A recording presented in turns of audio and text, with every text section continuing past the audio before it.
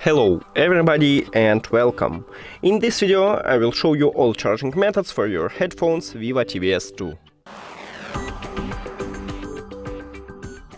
So basically these headphones have two options how to charge it.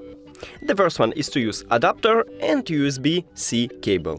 So just connect USB-C cable to USB-C port at the bottom of the charging case and we can see LED light here, so it means that it's charging.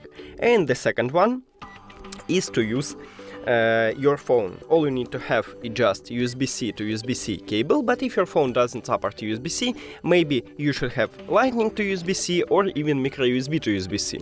So just connect USB-C to your phone and the second one to USB-C port on the charging case.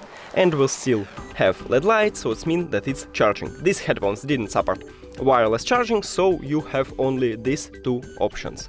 That's it. Thank you for watching this video. If you found it helpful, please consider subscribing to channel and leave the like on the video. It's really important to us. See you later!